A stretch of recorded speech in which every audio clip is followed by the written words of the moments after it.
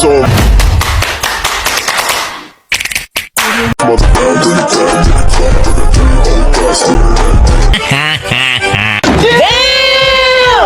A few moments later.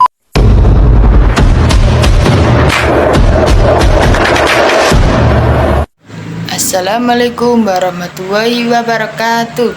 Kami dari kelompok 8 akan mempresentasikan hasil kerja kelompok kami, yakni mata kuliah Kapita Selekta. Saya selaku jadi moderator Rifana Torikussafi dan bersama rekan-rekan saya bernama Siti Koirun Amala, yaitu materi yang akan dibahas yang pertama, tendensi reformasi pendidikan nasional. Nah, yang kedua, implementasi reformasi pendidikan nasional. Yang ketiga, implikasi problem reformasi pendidikan nasional. Yaitu pada pemateri pertama akan dibahas oleh Siti Koirun Amala. Perkembangan sistem pendidikan di Indonesia, yaitu suatu sistem terdiri dari komponen atau unsur-unsur yang saling terkait dan berhubungan satu sama lain. Apabila dikontekskan ke dalam definisi sistem pendidikan, maka yang dimaksud ialah komponen-komponen pendidikan, yaitu pendidik, peserta didik, lingkungan, kurikulum, dan media yang saling terkait atau berhubungan satu sama lain, yang berbentuk satu kesatuan. Perkembangan sistem pendidikan di Indonesia telah dimulai sejak zaman penjajahan Belanda. Saat itu, pola pendidikan di Indonesia bercirikan paham feodal dan tidak memandang anak sebagai pribadi unik yang harus dihargai keberadaannya. Pendidikan pada zaman dahulu bertujuan untuk menghasilkan manusia yang mengabdi kepada sistem, status, dan feodalisme. Seiring dengan perkembangan sejarah bangsa, perkembangan pendidikan di Indonesia tidak terlepas dari pengaruh pokok-pokok pikiran yang diambil dari bangsa Barat apabila diamati sebagai hasil kebijakan sistem pendidikan di Indonesia mengacu pada keberhasilan sistem pendidikan yang banyak diterapkan di Barat.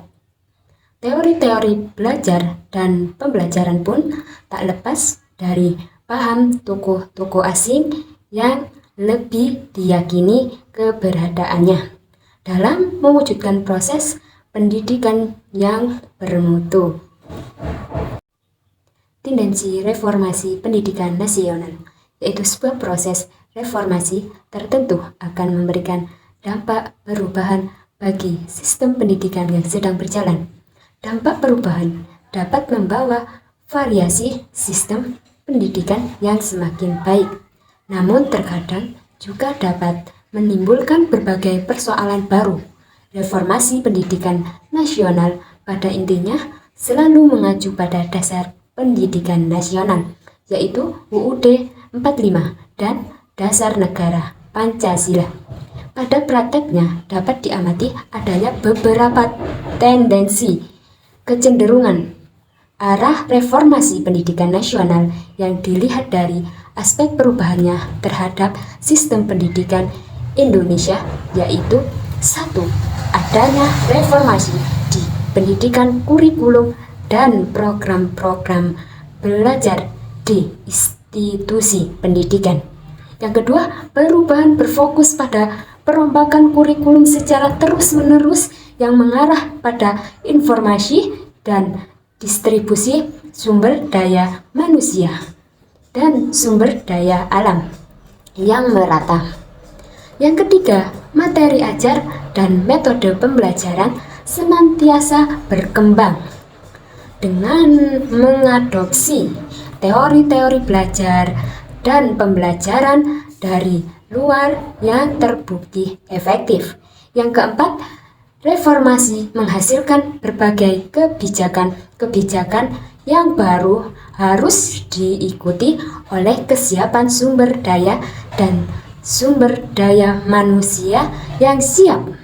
Reformasi pendidikan nasional kita seyogyanya didasarkan atas pertumbuhan yang komprehensif, atau meliputi antara lain yaitu ekonomi, politik, lapangan kerja, geografis, penemuan-penemuan ilmiah, kemudian social outlook, dan nilai-nilai kehidupan.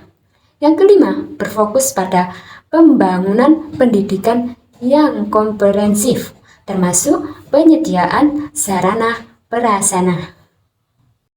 Implementasi reformasi pendidikan nasional. Reformasi pendidikan memiliki dua karakteristik dasar, yaitu terprogram dan sistematik. Jadi, reformasi pendidikan yang menunjukkan pada kurikulum atau program suatu institusi pendidikan. Karakteristik reformasi sistematik ini sulit untuk diwujudkan karena menyangkut struktur kekuasaan yang ada. Sementara itu, kebijakan berarti suatu keputusan yang luas untuk menjadi patokan dasar bagi pelaksanaan manajemen. Implikasi problem reformasi pendidikan nasional. Berikut ini beberapa dampak atau implikasi permasalahan yang sering muncul dari reformasi pendidikan nasional sebagai berikut. Yang pertama, pendidikan lebih berorientasi pada pembentukan aspek kognitif dan mengabaikan perkembangan aspek kepribadian siswa.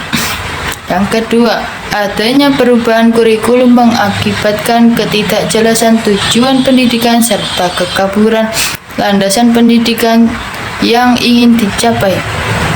Yang ketiga, ditemukannya ketidaksesuaian kurikulum dengan kebutuhan zaman dan kebutuhan masyarakat.